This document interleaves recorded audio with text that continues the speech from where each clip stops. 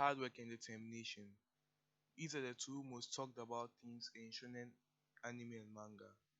Seeing as the target audience is children, it would make sense that the takeaway would be something as simple as never give up no matter what and you'll make it. In a sense, we can compare hard work and determination to the hero's journey. The hero starts out as absolute garbage, and after many struggles, both mentally and physically, they become the person they always wished to be. How noble. But here's where the main issue comes in: how it is executed. One common way I see the hero's journey being played out is that the main character starts out as the average Joe. Everyone around them is just perfect. The main character then finds or goes to their source of inspiration and starts to train to the max, usually ending in failure or shortcomings, and that's where they usually give up.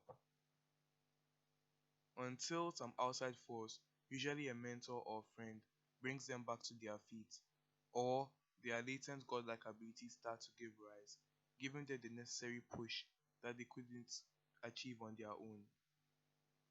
Though technically we can say this falls in line with the hero's journey, it's a complete contradiction and insult to the theme of always work hard and never give up, and things will be alright. If the essence of hard work and never giving up is for one to rise up using their own willpower and building up what little strength they have to something great, then hasn't one deviated from the path that they had initially set up for themselves? By building up one's strength using similar by building up one's strength using simpler ways, such as the help of others, or by relying on hidden powers to make up for shortcomings, is the strength attained in the end really for the taking? After watching dozens of shonen anime throughout the years, I noticed that this was the way the protagonists overcame every obstacle that crossed their path. Once the strength they end legitimately fell short, they only managed to pull through using this hidden power. This method of character progression destroys the very essence of the character that I stood for from the start. What they stood for and what they wanted to prove to the world, that they could become the best on their own. But for every rule there is, and always will be, an exception. Enter the world of Rock Lee. His hero journey starts out like any other hardwork oriented story. He was weakest in his class and was absolutely horrible in all three aspects of being a ninja. Thus was deemed incapable of living a successful life. Not wanting to give up on his dream and prove to everyone that anyone can succeed if they work hard enough, even someone as hopeless as him, began his hero's journey. Fast forward a few years later, and we are introduced to the product of this hard work, and it is absolutely glorious. Before we ever saw him fight, we only knew of him as the top of his class, and since we hadn't seen much of what the class could do then, we could only assume how much strength he had acquired. An arc or two after the bell test, we were finally able to witness firsthand the power of Lee in the training exams. On first sight, he was being pushed around by two Chunin quite easily, which did his reputation no favors.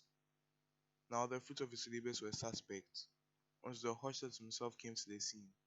Sasuke wasted no time to show off his prowess in Genjutsu, prompting one of the Chunin to attack Sasuke, Sasuke retaliating with equal force. But what would have been a very brutal fight was ended abruptly by an unexpected contender, Rock Lee. Sasuke so far has been seen performing feats far beyond what others of his age are capable of, a prodigy of sorts. Rock Lee being able to take the full force of both Sasuke's kick as well as that of a Chunin with one hand each was a perfect introduction to Lee's strength. Barely a few minutes later, and Rock Lee decides to confront Sasuke privately to prove himself to his one true love. Though Rock Lee wasn't the only one competing for Sasuke to prove himself to Sakura, and so Naruto foolishly challenged Rock Lee instead. In what seemed like a mere instant, with a single flick of his wrist, Naruto was incapped. Naruto wasn't a pushover though, so that was a slight bit impressive. The real fun starts though when Lee actually decides to get serious. Rock Lee takes initiative with such speed that he couldn't even be detected by the likes of Sasuke. Sasuke, at that moment knew that he amounted to nothing against Lee. And before he could mount a decent counterattack with his Sharingan, the next thing he knew, he was in midair, with Lee about to show Sasuke who the real pushover was. Unfortunately, we never got to see it because of one special turtle. Why did I mention all that? Because it was a perfect example of what hard work looks like. Sasuke was a natural talent praised by all, whilst on the contrary, Lee was talentless and looked down on by all. To see Sasuke have his pride smacked down like that by someone who should be leagues below him shows that you don't need to have to be at a certain level to rise to the top. The same thing goes for his first fight against Gaara. Gaara is far beyond the realm of natural talent. He was gifted with what many, if the talented, can ever hope to achieve: unimaginable, unstoppable power. Yet Lee, using solely hard work and unrelenting will, was able to show that this unstoppable power wasn't all that impressive. That if you really know what you're about and you are willing to work hard enough, no matter how difficult it gets, you will gain that power too. Though hard work can only take you so far. The defeat of Lee by Gaara signified that defeat is all part of the grind, and if you can't pull yourself up after a crippling defeat, maybe the top just isn't for you. Who is your embodiment of hard work in anime? And goodbye.